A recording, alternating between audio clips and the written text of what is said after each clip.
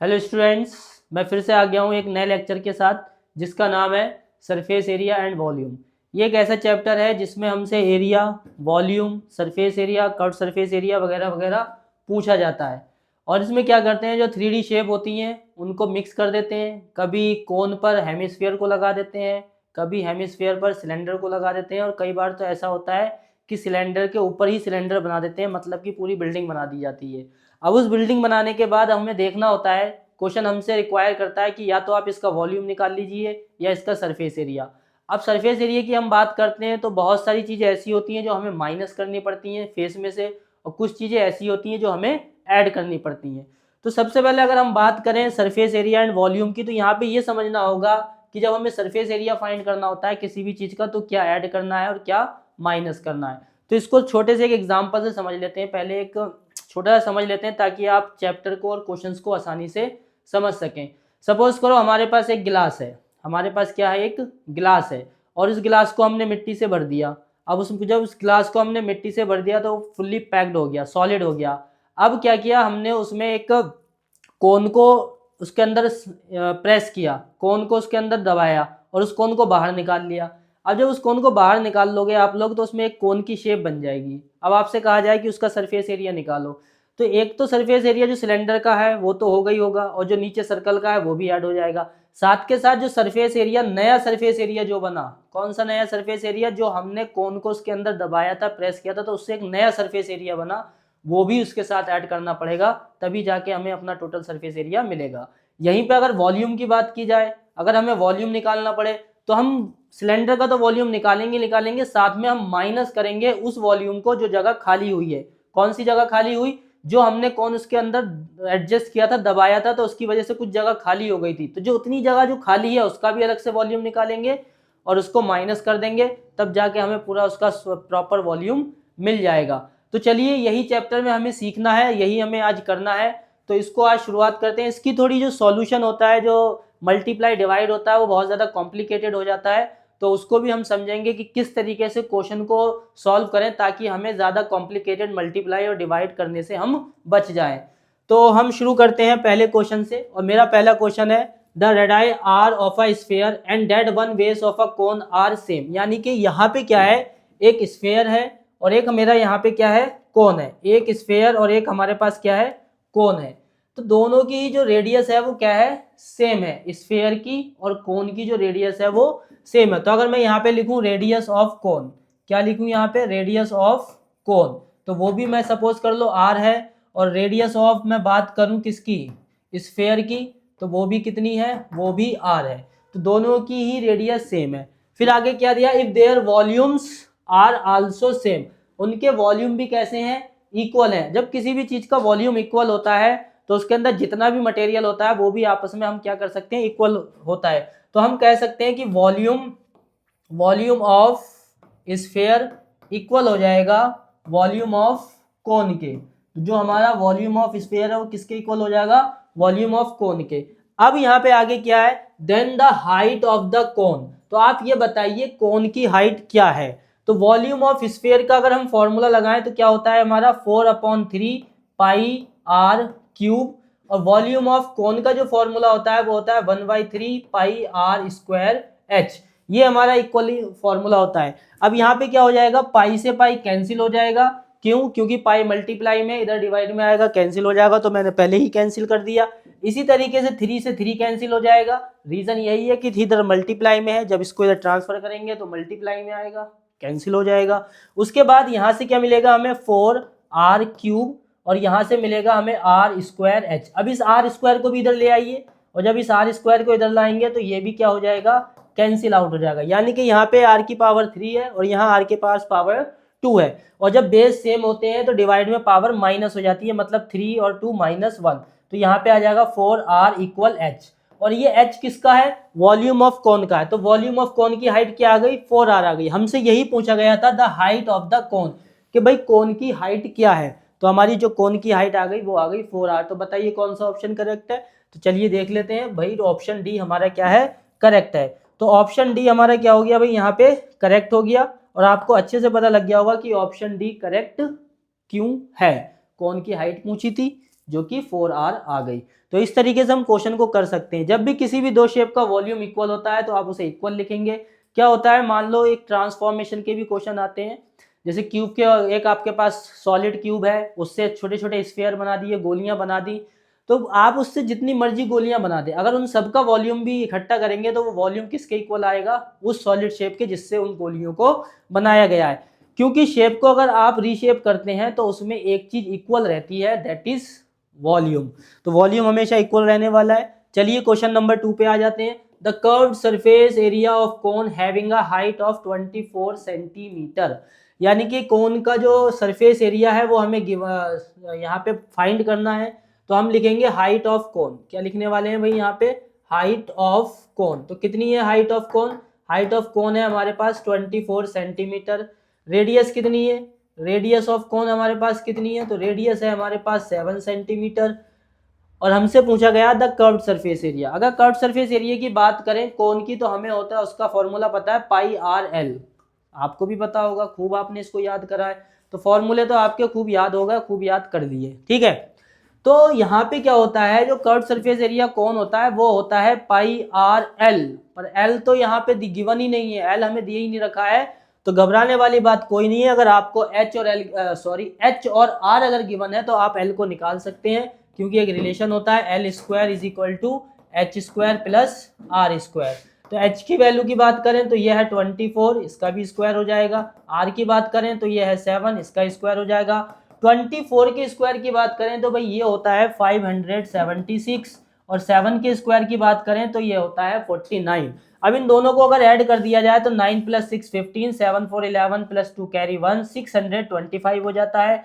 और ये जो हमारा स्क्वायर है, ये जो स्क्वायर चल रहा है, इस स्क्वायर को ट्रांसफर कर दीजिए, ये बन जाएगा स्क्वायर रूट। तो एल की वैल्यू अब आपको सबको पता है, 625 का जो स्क्वायर रूट आता है वो आपका आता है 25। तो जो एल की वैल्यू हो जाएगी यहाँ पे वो हो जाएगी 25 सेंटीमीटर। अब हम निकालेंगे इसका कर्व्ड सरफेस एरिया, जैसा कि क्वेश्चन ने पूछा ही है। तो इसका जो कर्व्ड सरफेस एरिया होने वाला है वो हो जाएगा आपका पाई आर एल। पाई की वैल्यू आपको पता ही है 22/7 होती है। आर की वैल्यू की बात करें तो वो कितनी है 7, और एल की वैल्यू बात करें तो अभी निकालिए जस्ट आपके सामने, जो कि कितनी है 25। तो ये हमारी एल की वैल्यू है 25, ठीक है। तो यहाँ पे क्या हो जाएगा, 7 से 7 कैंसिल आउट हो जाएगा और ये मिलेगा 20 × 25। और जब इन दोनों को मल्टीप्लाई किया जाएगा 25 2 जा 50, 0 5 55, और ये आपका आंसर आ जाएगा सेंटीमीटर स्क्वायर। 550 सेंटीमीटर स्क्वायर जो हो जाएगा आपका आंसर हो जाएगा, ठीक है। ये क्या है आपका curved surface area. Which option is correct, our option C is correct. तो बहुत ही अच्छा क्वेश्चन था। यहाँ पे क्या था कि हाइट दे रखी थी, रेडियस दे रखी थी और कर्व्ड सरफेस एरिया पूछा। कर्व्ड सरफेस एरिया जो कोन का होता है उसमें होता है पाई आर एल। बच्चे कंफ्यूज हो जाते हैं भाई एल कैसे निकालें, तो आपको याद रख लेना है कि एल एच आर का रिलेशन होता है। अब इसका एक और फायदा है, कई बार आपको स्लेंट हाइट यानी कि एल गिवन होता है, रेडियस गिवन होती है, पर हाइट गिवन नहीं होती। इसी रिलेशन से आप हाइट की वैल्यू निकाल सकते हैं। ऑल ओवर कहने का मतलब ये है बेटा कि एल एच आर में से अगर दो चीजें आपके पास गिवन है और तीसरी की आपको अगर जरूरत है तो इस रिलेशन को याद कर लेना, ये रिलेशन आपके काम आने वाला है, ठीक है। तो आगे कर लेते हैं, ये हमारा क्वेश्चन कंप्लीट हो चुका है। नेक्स्ट क्वेश्चन कर लेते हैं भाई। नेक्स्ट क्वेश्चन है, if the volume of 2 cubes are in the ratio 8:125। यहाँ पे क्या है, 2 क्यूब्स हैं, 2 क्यूब्स का हमें रेशियो गिवन है, ठीक है। तो 2 क्यूब का जो रेशियो है वो हमें गिवन है वॉल्यूम 1 वॉल्यूम 2, जो कि कितना है 8:1/25। तो जिसका भी हमें रेशियो होता है हम उसको किस में लिख सकते हैं, फ्रैक्शन में लिख सकते हैं, क्योंकि ratio is the simplest form of fraction. जो रेशियो है वो फ्रैक्शन की ही सिंपलेस्ट फॉर्म माना जाता है, तो इसको फ्रैक्शन में लिखा जा सकता है। अगर V1 की बात करें तो ये आपका क्यूब है, और क्यूब का वॉल्यूम आपको पता ही है क्या होता है, साइड क्यूब। क्या होता है भाई, साइड क्यूब। और इसकी बात करें तो इसका भी फॉर्मूला यही होगा, साइड क्यूब। इसको थोड़ा कैपिटल में लिख लेते हैं ताकि इससे ये रहे, क्या रहे, इससे ये रहे कि इसकी साइड अलग है और इसकी साइड अलग है। ये हो जाएगा 8/125। इसकी साइड को लिख लेते हैं स्मॉल ए से और इसकी साइड को लिख लेते हैं कैपिटल ए से। और जो ये क्यूब है उधर जाके क्या बन जाएगा, ये बन जाएगा आपका, चलो पहले क्या कर लेते हैं, इसके पास भी क्यूब है, इसके पास भी क्यूब है, तो इसका होल क्यूब बना लेते हैं। ये हो जाएगा 8/125। अब ये जो क्यूब है उधर ट्रांसफर होगा, जब ये उधर ट्रांसफर होगा तो ये बन जाएगा क्यूब रूट। क्या बन जाएगा भाई, क्यूब रूट। आपने क्लास 8 में और क्लास 9 में क्यूब और क्यूब रूट के बारे में बहुत अच्छे से पढ़ा होगा। अगर हम 8 का क्यूब रूट फाइंड करें, ठीक है, क्यूब रूट जिस तरीके से, क्यूब रूट कोई नया काम नहीं है, क्यूब रूट कोई नया काम नहीं है भाई। देखो जिस तरीके से स्क्वायर रूट निकालने के लिए आप दो दो के पेयर बनाते हैं, दो दो को नंबर को, दो नंबर जो मल्टीप्लाई में होते हैं उसको बाहर निकालते हैं तो वो सिंगल आता है, इसी तरीके से अगर आप क्यूब रूट में उन्हें बाहर निकालेंगे तो वो 3 का ग्रुप बनेगा, 3 के बदले में 1 बाहर आएगा। तो स्क्वायर रूट में 2 के बदले में 1 बाहर आता है और क्यूब रूट में 3 के बदले 1 बाहर आएगा। तो 8 के अगर फैक्टर करेंगे तो 3 बार 2 आएगा जो कि 1 बार लिखा जाएगा। 125 के फैक्टर करेंगे तो वो कितनी बार आएगा, 5 5 5 3 बार आएगा तो वो भी बाहर आ जाएगा 1 बार। तो हमने साइड का रेशियो फाइंड कर लिया बच्चों, यहाँ पे किसका रेशियो फाइंड कर लिया, साइड का। हमें जो रेशियो गिवन था वो किसका गिवन था, वॉल्यूम का। वॉल्यूम के रेशियो से हमने निकाल लिया साइड का रेशियो। अब हम ये देख लेते हैं हमसे क्वेश्चन ने किसका रेशियो पूछा है, then the ratio of their surface area. हमसे जो रेशियो पूछा गया है वो सरफेस एरिया का पूछा गया है। तो हम सरफेस एरिया का रेशियो निकाल लेते हैं S1 S2 जो कि कितना होता है 4 पाई ये भाई जो क्यूब का सरफेस एरिया लगाना है मुझे, क्यूब का, किसका सरफेस एरिया लगाना है, क्यूब का। जो क्यूब का सरफेस एरिया होता है वो होता है 6 साइड स्क्वायर। क्या होता है, 6 साइड स्क्वायर। तो यहाँ पे भाई, यहाँ पे 6 से 6 कैंसिल हो जाएगा और यहाँ पे मिलेगा A/A का स्क्वायर। इसके पास भी स्क्वायर है भाई, इसके पास भी स्क्वायर है, ठीक है। यहाँ से इसके पास भी स्क्वायर है, इसके पास भी स्क्वायर है, 6 से 6 कैंसिल हो गया तो ये बन जाएगा A/A का होल स्क्वायर। अब भाई यहाँ से देख लो A/A की वैल्यू क्या है, वहाँ पे स्क्वायर बन चुका है, यहाँ पे देखो A/A की वैल्यू क्या है, और यहाँ पे A/A की वैल्यू है 2/5, और 2/5 का जब भैया स्क्वायर करेंगे तो ये बन जाएगा 25, जो कि इसका रेशियो हो जाएगा 4:25। तो जल्दी से बताओ कौन सा ऑप्शन करेक्ट है, option B is the correct answer. तो यहाँ पे हमारा जो ऑप्शन बी है वो करेक्ट है क्योंकि 4:25 आया है। एग्जाम में इस तरीके से करना थोड़ा लेंथी हो जाता है, मुश्किल हो जाता है, इसके लिए एक शॉर्टकट भी होता है, हम इसको डायरेक्ट भी कर सकते हैं। हमें पता है कि क्यूब का जो वॉल्यूम होता है वो क्यूब होता है, तो क्यूब हम इसका निकालेंगे तो 2/5 आएगा। सरफेस एरिया के लिए स्क्वायर होता है तो डायरेक्ट स्क्वायर करके भी आप इसका सीधा सीधा आंसर बता सकते हैं, ठीक है, क्योंकि यहाँ पे कांस्टेंट की कोई ज़्यादा ज़रूरत भी नहीं होती। चलिए नेक्स्ट क्वेश्चन को कर लेते हैं। नेक्स्ट क्वेश्चन है frame from one face of a solid cube of side 14 centimetre. यहाँ पे भी मुझे क्या दिया है, एक क्यूब दिया गया है। क्या मिला है, यहाँ पे भी मुझे एक क्यूब मिला है। तो एक क्यूब ले लेते हैं सबसे पहले।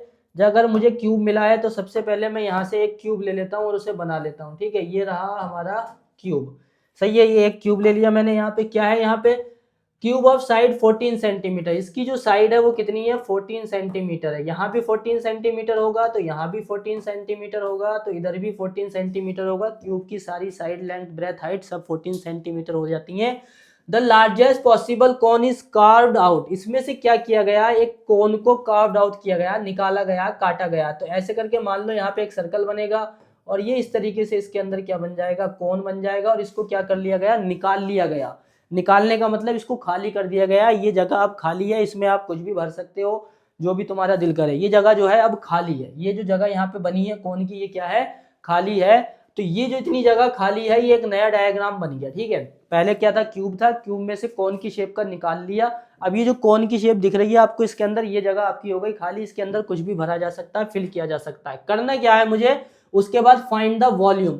सबसे पहले मुझे क्या फाइंड करना है, वॉल्यूम फाइंड करना है। तो चलिए सबसे पहले वॉल्यूम फाइंड करते हैं, इसका बाद में किसी और पे बात करेंगे, ठीक है। तो सबसे पहले इसका वॉल्यूम फाइंड कर लेते हैं। तो मैंने अभी जस्ट जब लेक्चर मेरा शुरू हुआ था, जैसे ही मैंने लेक्चर की शुरुआत करी थी, तो जैसे ही मैंने इस लेक्चर को शुरू किया था तो उस लेक्चर में मैंने आपको बताया था कि वॉल्यूम कैसे निकालना है। वॉल्यूम का मतलब है जो भी पूरी सॉलिड शेप है उसका हम वॉल्यूम निकाल लेंगे, और जो जगह खाली है उसका भी वॉल्यूम निकालेंगे और दोनों को कर देंगे माइनस। लेकिन अगर आपको उसी शेप में सरफेस एरिया निकालना है तो जो भी शेप है उसका भी सरफेस एरिया निकालोगे, और जो जगह खाली है उसका भी अलग से सरफेस एरिया निकालोगे और दोनों को कर दोगे ऐड, तब जाके आपको इसका वो मिलेगा। तो चलिए सबसे पहले वॉल्यूम निकालते हैं। तो वॉल्यूम ऑफ सॉलिड के लिए मुझे क्या करना पड़ेगा, वॉल्यूम ऑफ सॉलिड। तो वॉल्यूम ऑफ सॉलिड इक्वल हो जाएगा volume of cube plus volume of, plus नहीं करेंगे वॉल्यूम को, माइनस करेंगे, ठीक है, क्योंकि वो जगह खाली है। जब जगह खाली होती है तो माइनस हो जाएगी। तो volume of cube minus volume of cone. तो कोन का जो वॉल्यूम होगा वो माइनस किया जाएगा। उसके बाद हमें लगाना होता है फॉर्मूला। फॉर्मूला क्या है, वॉल्यूम ऑफ क्यूब का फॉर्मूला होता है साइड क्यूब। क्या होता है भाई, साइड का होल क्यूब। इसी तरीके से वॉल्यूम ऑफ कोन क्या होता है, 1/3 पाई r² h। ये हमारा जो होता है वॉल्यूम ऑफ कोन होता है। अच्छा मैं साइड की बात करूं तो तुम्हें पता ही है कि जो इसकी साइड है वो कितनी है 14, 14 इसकी साइड है तो 14 क्यूब हो जाएगा -1/3। पाई की वैल्यू देखो यहाँ पे 22/7 दी है तो यहाँ भी मैं 22/7 का ही यूज करूंगा। आर की वैल्यू की बात करें, रेडियस कितनी होगी तो रेडियस चेक कर लीजिए कि ये यहाँ पे सर्कल बन रहा है भाई, देखो ये यहाँ पे सर्कल बन रहा है तो यहाँ से यहाँ तक कितना होगा 14 सेंटीमीटर होगा, यानी कि इसका डायामीटर कितना होगा 14 सेंटीमीटर होगा। तो उस वजह से जो इसकी रेडियस हो जाएगी वो हो जाएगी 7 सेंटीमीटर। और 7 सेंटीमीटर क्या है, 2 बार लिखा हुआ है, स्क्वायर है तो इसको 2 बार लिख लेंगे यहाँ पे। उसके बाद हाइट, हाइट की बात करें तो हाइट जो है वो यहाँ से शुरू होगी और यहाँ से यहाँ तक आएगी, तो ये जो हाइट है ये जो कोन की हाइट है ये इक्वल हो जाएगी जो उसकी हाइट है, किसकी, क्यूब की हाइट है जो कि है आपकी 14। ठीक है, तो ये वहां पे सबसे ज्यादा इंपॉर्टेंट बच्चों बात यहाँ पे ये है कि इसकी रेडियस को कैसे ट्रैक किया जाए, इसकी रेडियो को कैसे देखा जाए और इसकी हाइट को कैसे देखा जाए। तो आपने जो कोण निकाला है वो क्यूब में से ही निकाला है, तो कोण की हाइट और क्यूब की हाइट इक्वल होने वाली है जो कि 14 है। इसी तरीके से अगर डायामीटर की बात करें तो डायामीटर जो होगा सर्कल का जो ऊपर बन रहा है वो भी क्यूब की ब्रेथ के इक्वल ही होगा, उसको हाफ करेंगे तो आपको उसकी रेडियस मिल जाएगी। यहाँ से क्या होगा 7 से 7 कैंसिल आउट हो जाएगा। ठीक है, उसके बाद मल्टीप्लाई करेंगे, 14 का क्यूब है तो 14 का क्यूब मतलब 3 टाइम्स लिखना पड़ेगा इसको, और इसको जब 3 टाइम्स लिखेंगे तो इसका हमें आंसर भी निकालना पड़ेगा। अब यहाँ से देख लीजिए ये रहा 7 से 7 कैंसिल हो गया, इसको मल्टीप्लाई कर लीजिए 22, 14 7 जा 98 अपॉन में क्या आ जाएगा 3। मैंने क्या किया इसको इसके साथ मल्टीप्लाई कर दिया, 22 को ऐसे लिख दिया, अपॉन में 3 आ गया। ठीक है, ये पॉइंट नहीं है, इसको थोड़ा सा रफ कर देते हैं, ये पॉइंट नहीं है, यहाँ पे है 22। ठीक है 22। अब क्या करेंगे इसको मल्टीप्लाई करेंगे तो 14 को मल्टीप्लाई करेंगे तो 196 आएगा और यहाँ रह जाएगा 14 माइनस। मैं क्या करता हूँ इसको 3 के साथ मल्टी डिवाइड कर देता हूँ, 3 3 जा 9, 3 2 जा 6, 2 बचेगा 6 के बाद, 3 2 जा 6 के बाद क्या बचेगा 2, पॉइंट लगा लेंगे तो 3 6 जा 18, 6 6 आता रहेगा तो मैं यहाँ पे लिख लेता हूँ 7, क्योंकि आपको अच्छे से पता है जब 20 को 3 से डिवाइड करो तो 6 6 आता रहता है, जिसकी जगह 7 लिख लिया जाता है। अब मेरे पास है यहाँ पे 22 मल्टीप्लाई 32.67। अब मैं क्या करूंगा इस 196 को 14 से मल्टीप्लाई करूंगा। सबसे पहले 196 को जब 14 से मल्टीप्लाई किया जाएगा तो यहाँ पे हम इसको मल्टीप्लाई कर लेते हैं एक कॉर्नर में। ठीक है, इस वाली साइड पे नहीं करते हैं, रफ वर्क हमेशा इस वाली साइड पे करना चाहिए, तो इधर मल्टीप्लाई कर लेते हैं किससे 14 से। तो यहाँ हो जाएगा 4 6 जा 24, 4 9 जा 36 और 2 8 और 4 1 जा 4 3 7 और यहाँ आ जाएगा 6 9 1 और इसको ऐड कर देंगे तो ये हो जाएगा हमारा 7। ठीक है, यहाँ कितना आ जाएगा 7 और ये हो जाएगा हमारा 2, तो ये हो जाएगा 2744। कितना आ जाएगा भाई 2744। ऐसे ही अब हम इसको मल्टीप्लाई करेंगे, किसको, इधर वाले को भी मल्टीप्लाई करेंगे। मैंने पहले ही कह दिया था इसकी जो सॉल्यूशन होती है वो कॉम्प्लिकेटेड होती है, तो थोड़ा ध्यान रखना पड़ेगा आपको, है ना। पॉइंट ज्यादा आते हैं तो मल्टीप्लाई तो करनी पड़ेगी ना। इसको 22 से मल्टीप्लाई करेंगे तो 2 7 जा 14, 2 6 जा 12, 1 13, 2 2 जा 4 1 5, 2 3 जा 6। अब 2 से फिर से मल्टीप्लाई करेंगे तो बेवकूफ़ों की तरह हम ये नहीं करेंगे कि बार बार मल्टीप्लाई करें। ठीक है, तो बार बार हमें 2 से मल्टीप्लाई नहीं करनी है, हमें पता लग गया कि 2 से ये आया तो फिर से अगर 2 से मल्टीप्लाई करेंगे तो यही आने वाला है, फिर से इसको ऐड कर देंगे। ठीक है, और जब इसको ऐड करेंगे तो ये आ जाएगा 71874, बट 2 के बाद डेसिमल भी लगाना है, इसे मत भूलना। तो ये हो जाएगा 718.74। ठीक है, अब इसको करना है माइनस। अब क्या करना है इसको माइनस। अब माइनस करेंगे तो माइनस करने के लिए भी कर लेते हैं, मेरे पास थोड़ा एरिया कम है तो मैं बार बार इसको रफ कर लेता हूँ। ये जो सॉल्यूशन है जितनी तेजी से मैं कर रहा हूं इतनी तेजी से आपको भी आना चाहिए, और ये तभी आएगा जब आप प्रैक्टिस करेंगे, because practice makes a man perfect.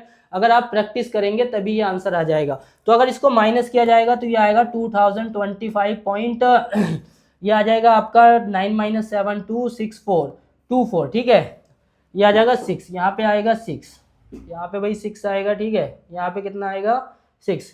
कैसे आएगा देखो, यहाँ पॉइंट के बाद 0 0 ले लेंगे, 10 - 4 6, तो ये हो जाएगा आपका 2025। ठीक है, कितना हो जाएगा 2025.26 सेंटीमीटर क्यूब।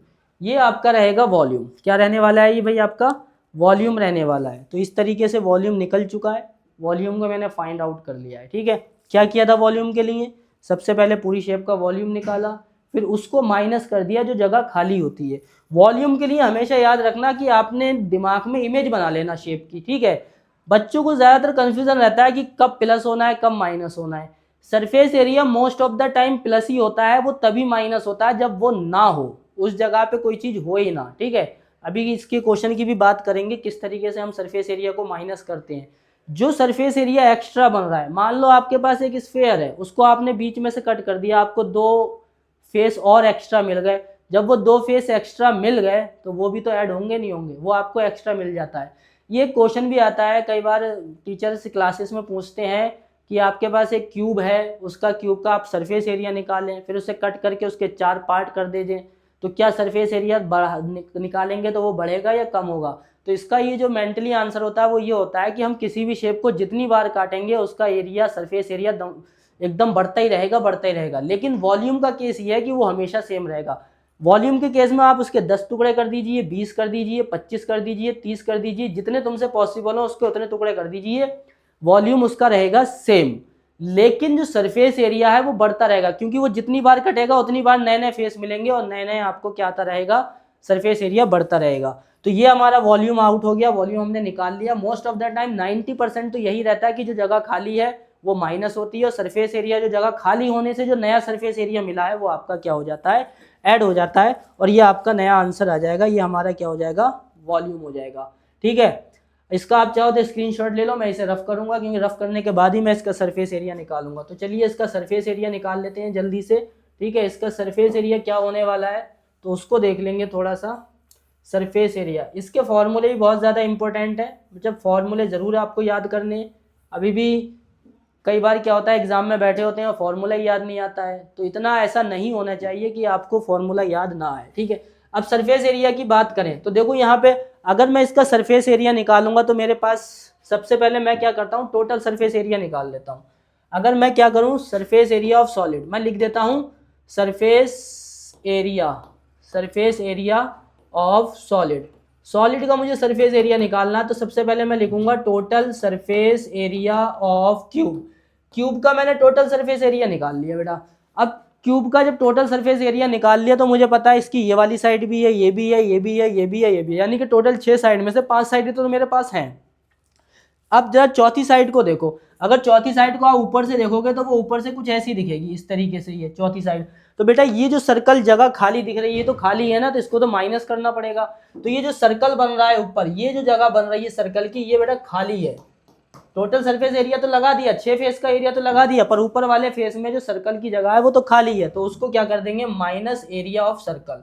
यहाँ पे हो जाएगा माइनस एरिया ऑफ सर्कल। अब देखो सर्कल का सरफेस एरिया माइनस क्यों किया गया, वो इसीलिए माइनस किया गया बेटा क्योंकि यहाँ पे जो सर्कल बन रहा है ये जगह खाली है, भरी हुई नहीं है। आपके ऊपर जो फेस बना हुआ था, जो फेस था उस पे से आपने क्या किया, मार्क लगा के सर्कल काट लिया। मान लो आपके पास कोई बॉक्स है, बॉक्स में आपके पास 6 फेस होते हैं, ऊपर से आपने क्या किया, सर्कल को काट लिया, तो वो जगह खाली हो गई ना, और जब जगह खाली हो गई तो उसका फेस ही नहीं है, तो वो माइनस किया जाएगा। लेकिन ये जो अंदर फेस बन रहा है नया, इसको कट करने के बाद एक नया फेस मिल रहा है जो कॉनिकल दिख रहा है, ये जो फेस है ये ऐड हो जाएगा, क्योंकि ये अगर मान लो आप इसको हाथ टच करोगे तो आपको ऊपर टच नहीं होगा, लेकिन साइडों में तो टच होता हुआ नजर आएगा, जब टच होगा तो वो नया फेस एरिया है।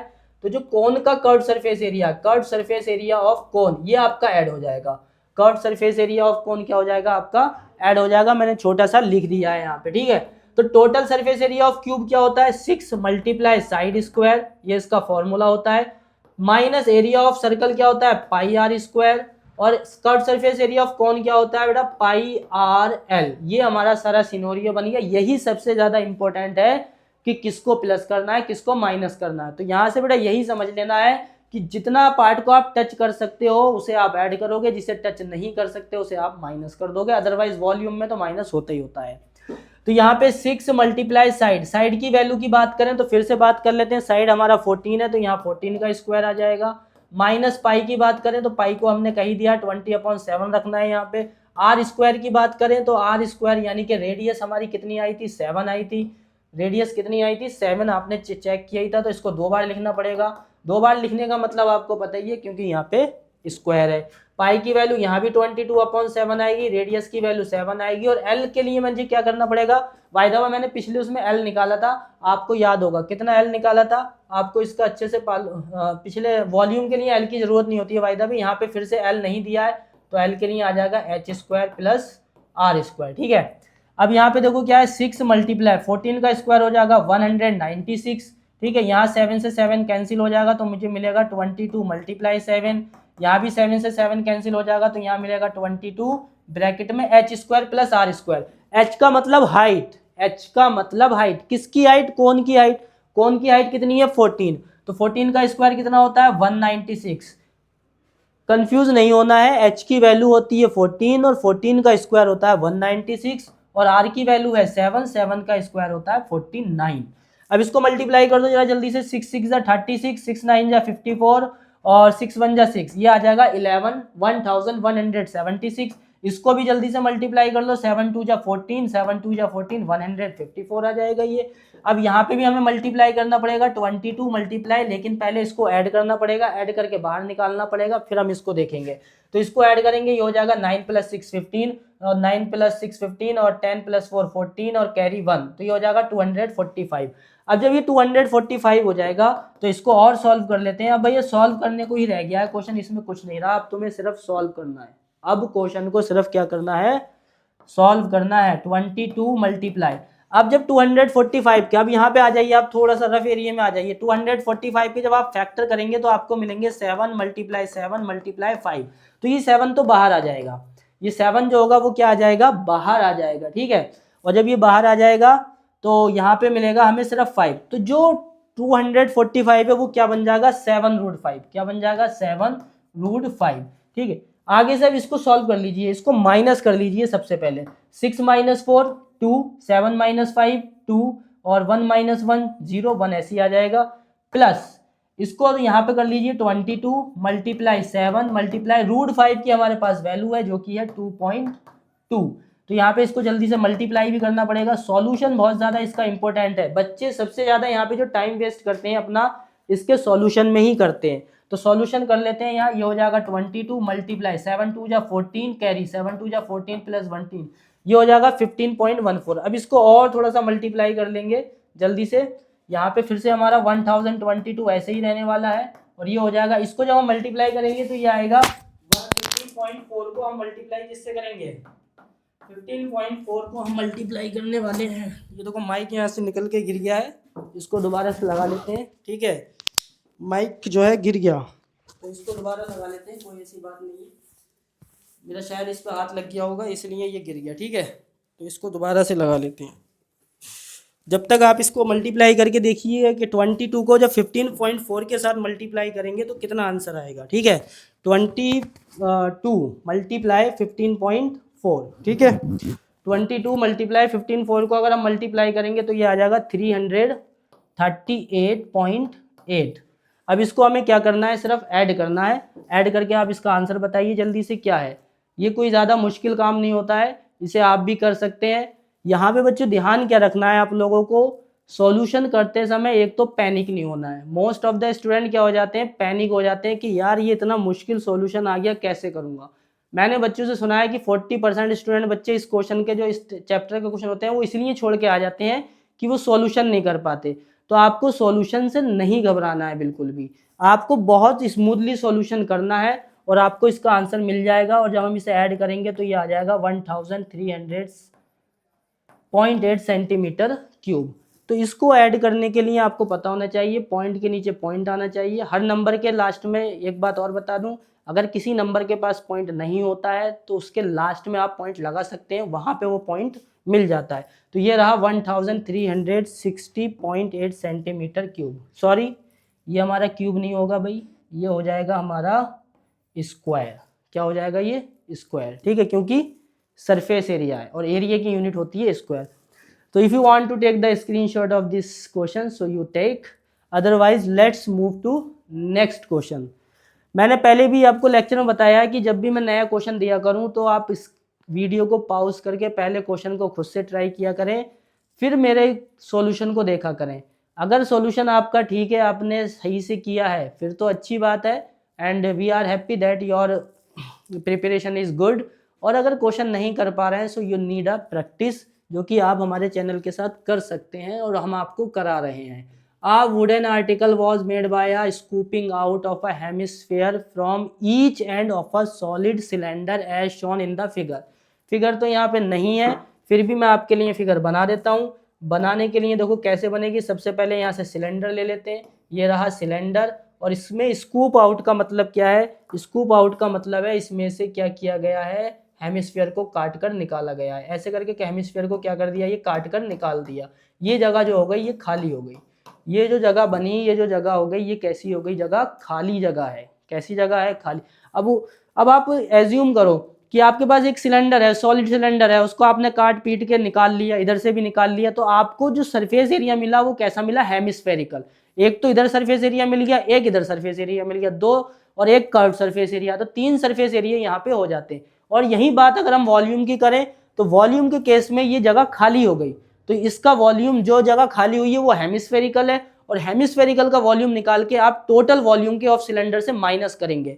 तो याद यही रखना है कि जो जगह खाली हो रही है तो वो सरफेस एरिया को ऐड कर रही है, और जो जगह खाली है वो वॉल्यूम को माइनस कर रही है। ठीक है, तो यहाँ पे देख लेते हैं क्या पूछा है हमसे। If the height of the cylinder, तो मैं यहाँ लिख देता हूँ हाइट ऑफ सिलेंडर। क्या लिख देता हूँ भाई, सिलेंडर की हाइट, हाइट ऑफ सिलेंडर। तो हाइट ऑफ सिलेंडर कितनी है यहाँ पे, हाइट ऑफ सिलेंडर है यहाँ पर 10 centimetre. And its base radius, radius यहाँ पे कितनी है, रेडियस ऑफ सिलेंडर, तो रेडियस ऑफ सिलेंडर यहाँ पे कितनी है, वो है हमारी 3.5 centimetre. Find the total surface area of the article, total surface area निकालना है, तो हम लिख देंगे total surface area of article.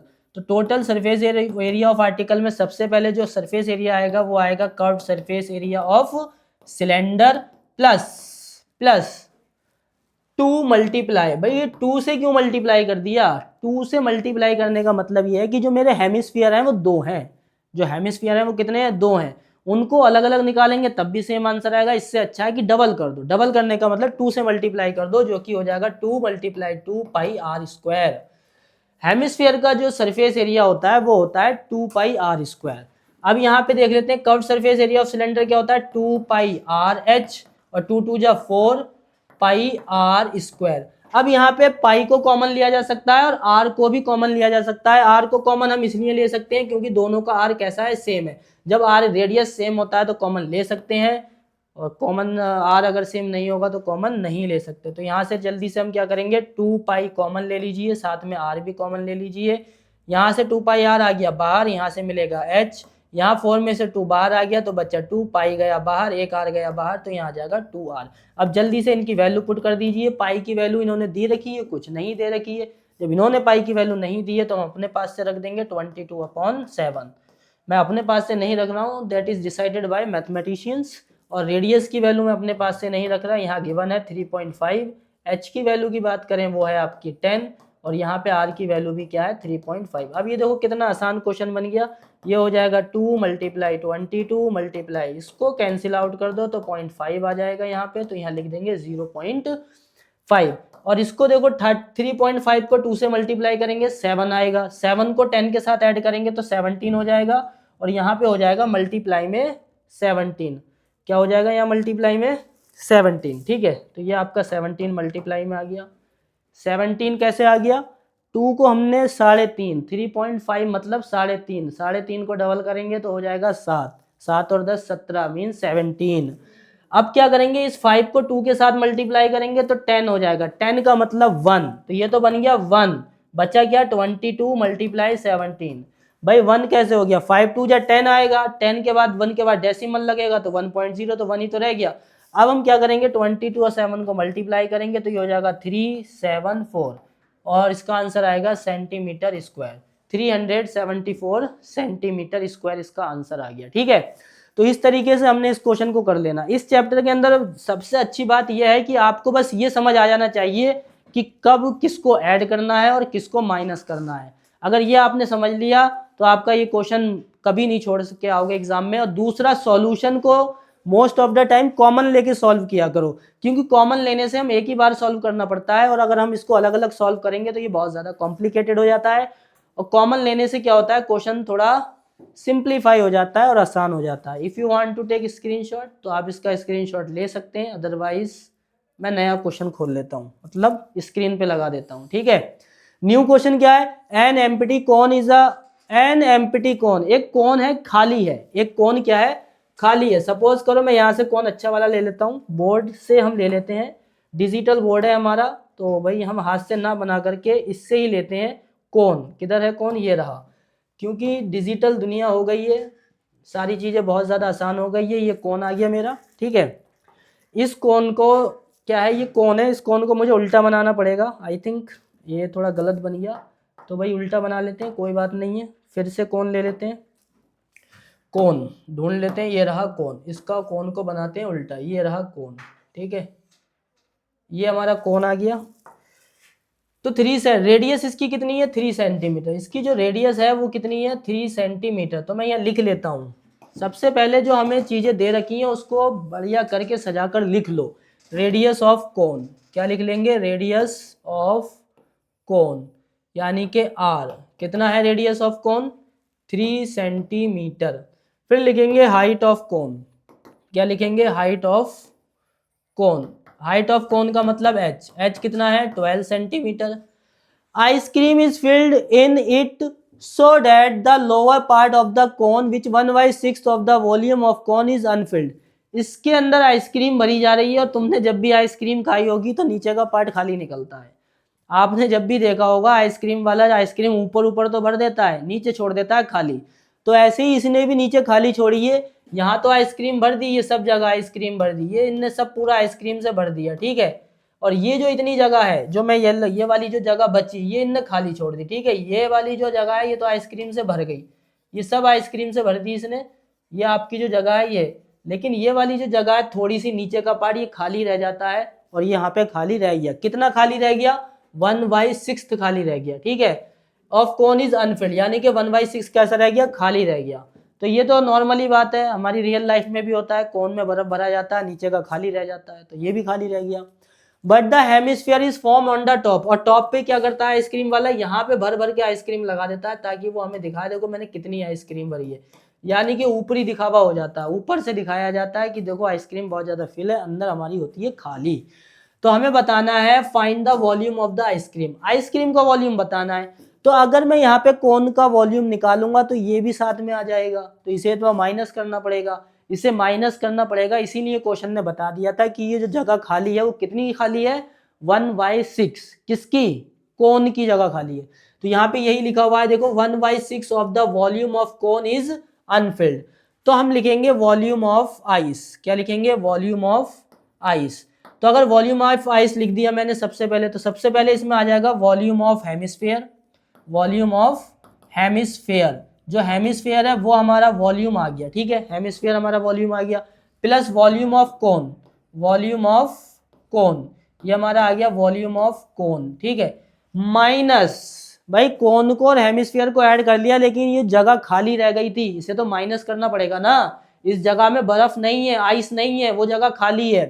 कितनी खाली है, minus 1/6 of volume of cone, 1/6 of volume of cone, यानी कि जो कोन का वॉल्यूम है उसकी 1/6 खाली है। अब जल्दी से फॉर्मूला लगा दो वॉल्यूम ऑफ हेमिस्फीयर का। तो वॉल्यूम ऑफ हेमिस्फीयर होता है 2π3 πr cube, plus volume of cone क्या होता है 1/3 πr स्क्वायर h, माइनस 1/6, फिर से वॉल्यूम ऑफ किसका आएगा, वॉल्यूम ऑफ कोन आएगा, ऑफ का मतलब multiply, volume of cone 1/3 πr square h। तो यहाँ पे हो जाएगा 2/3 πr क्यूब। अभी इसे सॉल्व नहीं करेंगे, तुम तो जल्दी से इसमें वैल्यू पुट कर दोगे। अगर इसके अंदर वैल्यू पुट कर दी, ऐसी खिचड़ी बनेगी कि संभाली नहीं जाएगी तुमसे, ठीक है, बह जाएगी। इसमें आपको अभी वैल्यू पुट नहीं करनी है, पहले से सॉल्व करना है, सेटलमेंट करना है, इसको अच्छे से थोड़ा सिंप्लीफाई कर लेना है, ताकि वैल्यू रखने के बाद हमें सॉल्यूशन कम करना पड़े। यहाँ हो जाएगा 1/3 πr स्क्वायर h, और ये 1 1 जा 1, 6 3 जा 18 πr स्क्वायर h। यहाँ पे आप देखते होगे जो πr स्क्वायर h है ये भी πr स्क्वायर h है, दोनों सेम है, कॉमन आ सकते हैं। और जब कॉमन आ जाएंगे तो जो काम हम 2 बार करने वाले थे अब वो हमें एक ही बार करना पड़ेगा। तो मैं यहाँ से ले लेता हूँ πr स्क्वायर h कॉमन, और यहाँ से बचेगा 1/3 और यहाँ से बचेगा 1/18। और इसको जल्दी से सॉल्व करिए, 2/3 πr क्यूब, प्लस इसको जब सॉल्व करोगे तो कितना आ जाएगा 1/3। इसको थोड़ा अलग से सॉल्व कर लेते हैं, यहीं पे नहीं करेंगे तो बार बार बहुत लिखना पड़ेगा। यह है 1/3 माइनस 1/18, तो यहाँ पे अगर 18 बनाना है तो 6 से मल्टीप्लाई करना पड़ेगा, तो 6 1 जा 6, 6 3 जा 18, तो 6 1 जा 6 माइनस 1 5, तो ये हो जाएगा 5/18। ऐसे सोचना है, ठीक है, ऐसे सोचना है, ज्यादा जल्दी इस तरीके से सोचना है कि यहाँ पे 3 है, इसको 18 बनाना है तो 6 पे यहाँ पे आ जाएगा, 6 यहाँ आ जाएगा, और 6 में से 1 माइनस करेंगे तो 5 आ जाएगा। लिखने की भी जरूरत नहीं पड़नी चाहिए, खाली क्वेश्चन को ऑब्जर्व करना कि यहाँ पे 3 अगर मैं 6 से मल्टीप्लाई कर दूंगा तो ये 18 हो जाएगा, यहाँ भी 6 आ जाएगा और 6 माइनस 1 5, 5/18 मुझे यहाँ आंसर मिल जाएगा और मैं इसको लिख लूंगा इधर और इधर आ जाएगा पाई आर स्क्वायर एच। अब यहाँ पे देखो पाई, अब फिर ये 2 टर्म बची, अभी तक 3 टर्म थी, 3 से मैंने 2 बना दी, अब 2 से फिर कॉमन लेके 1 ही बनाने वाला हूं मैं, तो अब फिर से कॉमन लेने वाला हूं मैं यहाँ पे, ठीक है। तो देख लेते हैं यहाँ पे क्या आ जाएगा, यहाँ पे अब कॉमन आएगा पाई, सबसे पहले कौन कॉमन आएगा पाई, उसके बाद यहाँ पे कॉमन आएगा आपका ये हमारा आर स्क्वायर है और यहाँ एच भी मैं भूल चुका हूँ, तो पाई आर स्क्वायर एच मैंने यहाँ लिख दिया है, पाई आर स्क्वायर मैंने कॉमन ले लिया तो यहाँ से बचेगा 2/3, ये पाई बाहर आ गया, आर 3 में से 2 आर बाहर आ गया तो 1 आर अंदर रहेगा, 5/18 फिर भी यहीं रहने वाला है, आर स्क्वायर बाहर चला गया और एच यहीं पे रहने वाला है। अब देखो ये कितना सिंप्लीफाइड हो गया, अब इसके अंदर आप वैल्यू पुट कीजिए, अब आपके लिए आसान हो गया क्वेश्चन। अब आप इसकी वैल्यू पुट करें, पाई की वैल्यू क्वेश्चन में कुछ है, बिल्कुल है, पाई की वैल्यू हमें दे रखी है 3.14 मल्टीप्लाई आर, आर की वैल्यू क्या लिख रखी है 3 सेंटीमीटर, 3 का square, bracket 2/3 multiply R, R की वैल्यू कितनी है 3 प्लस 5/18 मल्टीप्लाई एच, एच की वैल्यू कितनी है 12, तो एच की वैल्यू आ जाएगी 12। अब इसको सॉल्व कर लेते हैं, 3.14 मल्टीप्लाई 9 हो जाएगा, यहाँ 3 से 3 कैंसिल हो जाएगा तो 2 मिलेगा और यहाँ 6 से कैंसिल करो, 6 2 जा 12, 6 3 जा 18, 5 2 जा 10/3 आ जाएगा। अब सबसे पहले इसको डेसिमल में कन्वर्ट कर लो, जब सारे डेसिमल में है तो इसको भी क्या कर लो डेसिमल में कन्वर्ट कर लो, ठीक है। तो इसको सबसे पहले अब इसको मल्टीप्लाई कर दो, 3.14 को 9 के साथ मल्टीप्लाई कर दो तो ये हो जाएगा 9 4 जा 36 और 9 1 जा 9 3 12 कैरी 1, 9 3 जा 27 और 1 28, तो ये मैंने लगा दिया और डेसिमल 2 के बाद आ जाएगा, दैट इज 28.26। अब आ जाओ ब्रैकेट में, ये रहा 2 और इसको मैंने डिवाइड में कर देना, मैंने क्या किया 9 को 3.14 के साथ मल्टीप्लाई कर दिया और ये रहा 2 प्लस 10/3, 10/3 को अगर मैं डेसिमल में कन्वर्ट करूंगा तो ये आ जाएगा 3.3333 आता रहेगा, 2 ही बार लिखूंगा, इससे ज्यादा बार नहीं लिखना है, ठीक है। अब यहाँ पे आ जाएगा 28.26 मल्टीप्लाई 3 + 2 5.33, अब इन दोनों को मल्टीप्लाई करके आपको आंसर मिल जाएगा, दोनों को जब हम मल्टीप्लाई करेंगे तो कितना आंसर आएगा ये आपको देखना है, ठीक है। तो इसका आंसर आ जाएगा 150.625, इतना ही काफी है, 2 डेसिमल या 3 डेसिमल तक आप इसका आंसर लिख सकते हैं। ये मैंने क्या फाइंड किया था वॉल्यूम, तो यूनिट हो जाएगी सेंटीमीटर क्यूब, तो जो आइस का वॉल्यूम है वो है 150.625। तो देखो कितना कॉम्प्लिकेटेड लग रहा था, शुरू में ऐसा लग रहा था कि पता नहीं क्वेश्चन होगा भी या नहीं होगा, लेकिन सही तरीके से सॉल्व करना क्वेश्चन को कितना आसान बना देता। कोई ज्यादा मैंने मल्टीप्लाई नहीं की, कोई ज्यादा मुश्किल डिवाइड नहीं की, बस लास्ट में थोड़ा मुश्किल है, वो भी ज्यादा मुश्किल नहीं है, आप इतनी मल्टीप्लाई तो कर सकते हो, ठीक है। लेकिन इसमें कॉमन लेना सबसे इंपॉर्टेंट हो जाता है, कॉमन बहुत जरूरी है, ठीक है। तो आप चाहो तो इसका स्क्रीनशॉट लेते हो, बहुत ही अच्छा क्वेश्चन है, ऐसे ही क्वेश्चन हमारे एग्जाम में आते हैं। चलिए नेक्स्ट क्वेश्चन देख लेते हैं, क्वेश्चन नंबर 7, बहुत ही आसान क्वेश्चन मिल गया हमें यहाँ पे। How many cubes of side 2 centimetre can be made from a solid of side 10 centimetre. यहाँ पे एक बड़ा सा क्यूब है जिसकी साइड 10 सेंटीमीटर है, उससे छोटे छोटे क्यूब बनाने हैं जिनकी साइड 2 सेंटीमीटर है, तो हमें ये बताने हैं कितने वो बन जाएंगे। तो मैंने बिगिनिंग ऑफ द लेक्चर बताया ही था कि कोई भी बड़ी शेप का अगर वॉल्यूम को आप टुकड़े कर रहे हैं तो जितने भी टुकड़े बनेंगे वो सब इक्वल होंगे उस वॉल्यूम के जिस वॉल्यूम से वो बनाए गए हैं, ठीक है।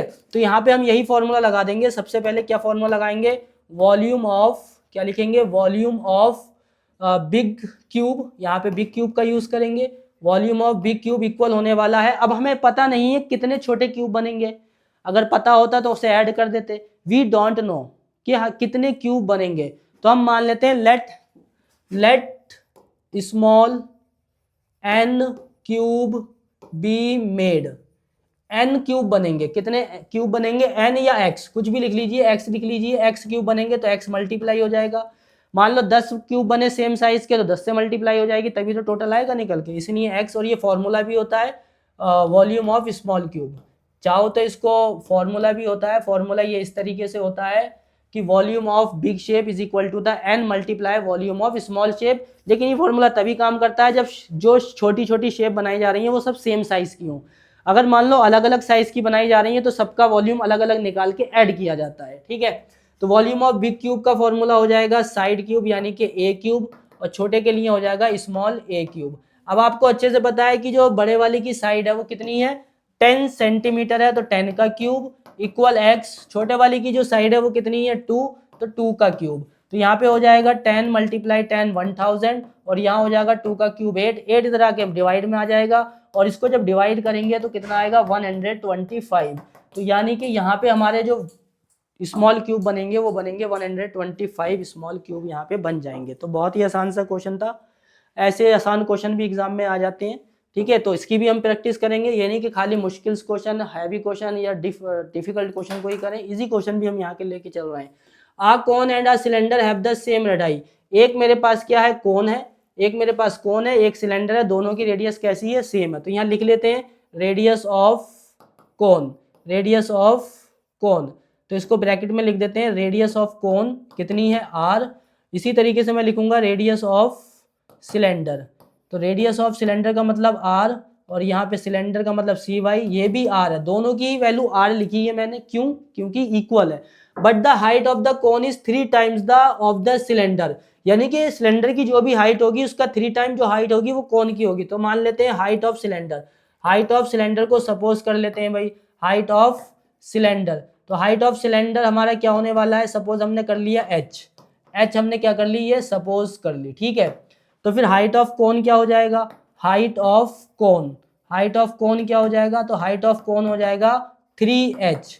हाइट ऑफ कोन 3h इसलिए हो गया क्योंकि क्वेश्चन ने बोला है जो कोन की हाइट है वो 3 टाइम्स है किसकी, सिलेंडर की। तो सिलेंडर की हाइट को सपोज कर लिया, कोन की हाइट आ गई 3h। क्या फाइंड करना है, find the ratio of their volume. तो ratio of their volume, ratio of their volume, अब हमें इनका रेशियो बताना है कि इनके रेशियो क्या होगा। तो रेशियो ऑफ देयर वॉल्यूम में सबसे पहले हम फॉर्मूला लिखेंगे volume of cylinder, volume of cylinder upon volume of cone, volume of cone. तो वॉल्यूम ऑफ सिलेंडर क्या होता है, पाई आर स्क्वायर एच, और वॉल्यूम ऑफ सिलेंडर क्या कौन होता है, 1/3 पाई आर स्क्वायर एच। अब इनकी वैल्यू पुट कर दीजिए जल्दी से, पाई से पाई कैंसिल हो जाएगा पहले से पहले ही, ठीक है। और यहाँ पे आर की बात करें तो आर सेम है तो आर भी कैंसिल हो जाएगा। आर इसलिए कैंसिल हो गया, most of the time we don't cancel the R, R को डायरेक्टली कैंसिल नहीं करते क्योंकि वो अलग अलग हो सकते हैं, लेकिन यहाँ पे आर इसलिए कैंसिल आउट हो गया क्योंकि दोनों की वैल्यू कैसी है, सेम है। अब मेरे पास बचता है सिर्फ एच, यानी कि एच ऑफ सिलेंडर, पहले हमारा सिलेंडर है, फिर एच ऑफ कोन, साथ में 1/3।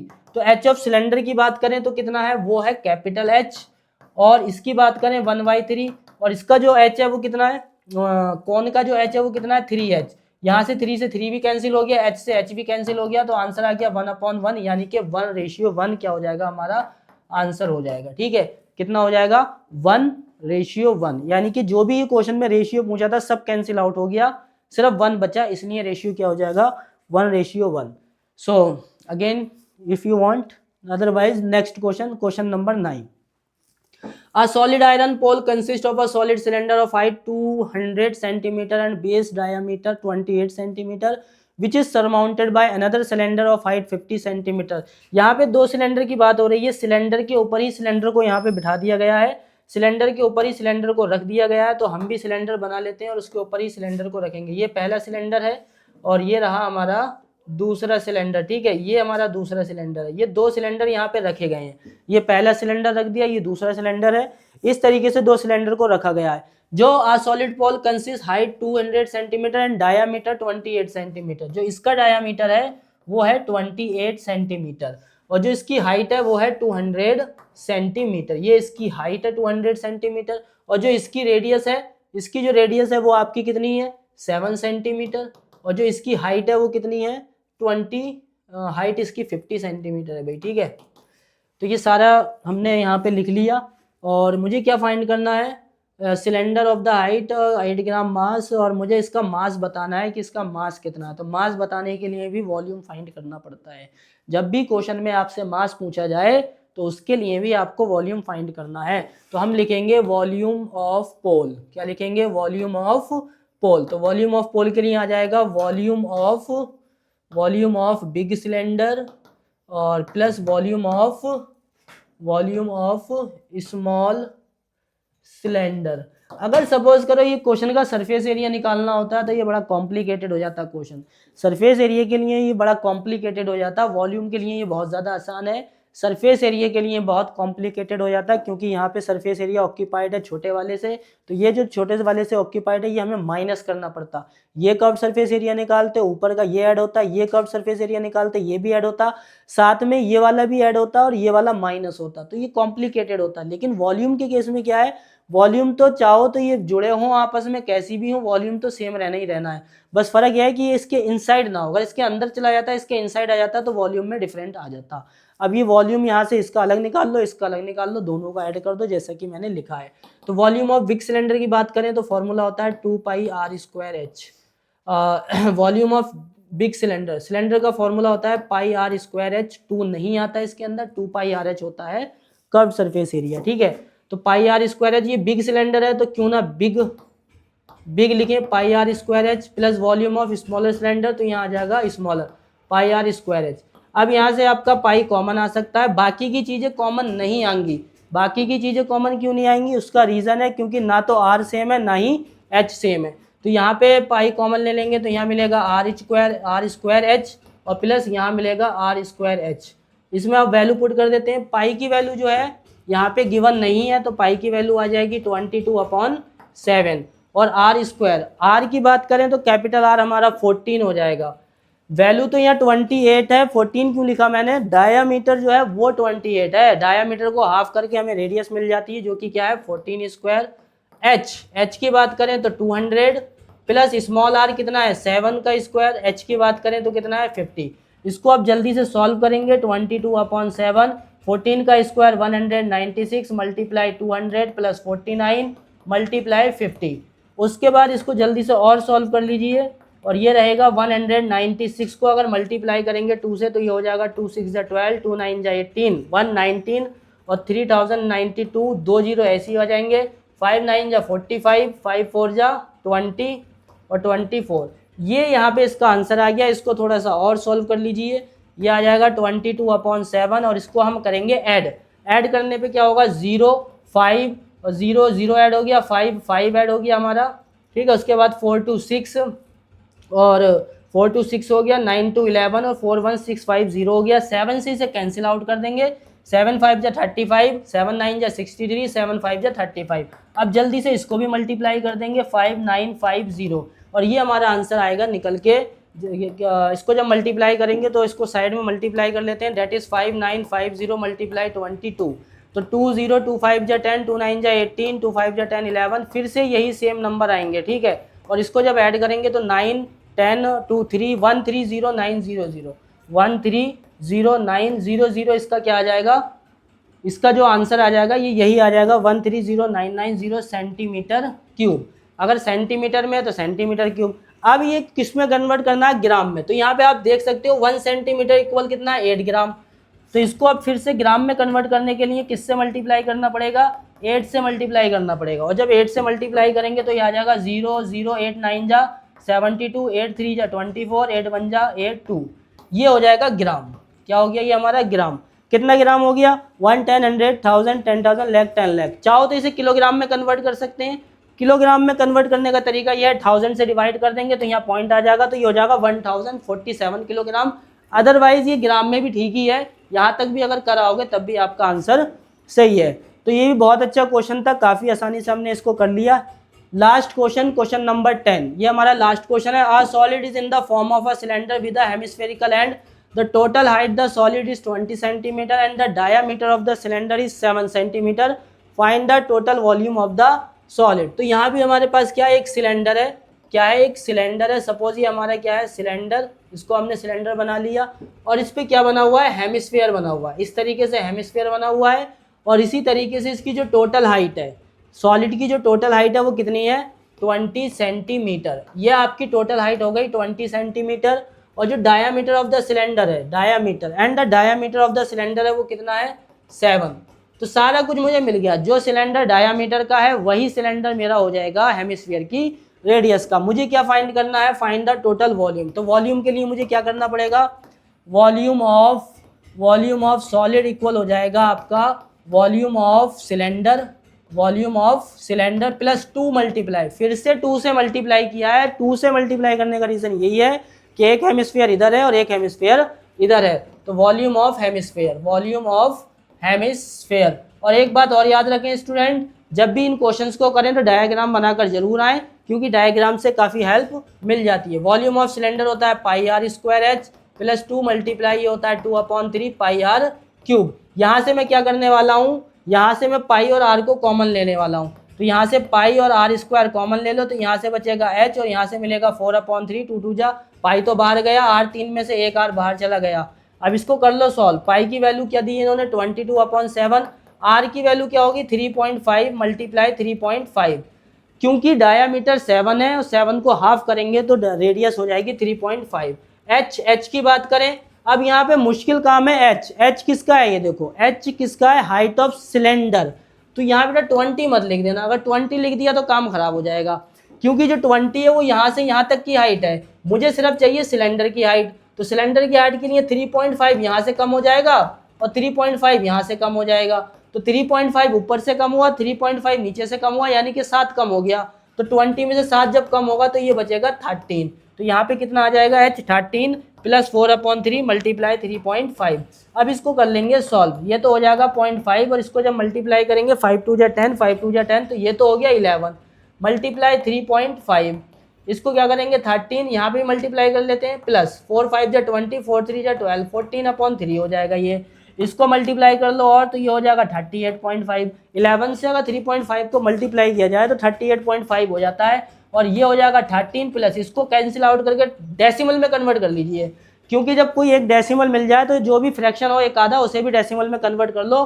तो 3 4 जा 12 और 3 4 जा 12 के बाद यहाँ पे 20 बचने वाला है, 20 से तुम्हें पता ही है फिर 6 6 आता रहता है, जिसको मैं लिखूंगा 7, तो ये हो जाएगा 4.67। और थोड़ा सा इसको सॉल्व करेंगे तो यहाँ पे मिलने वाला है 38.5, 13 प्लस 4 17.67।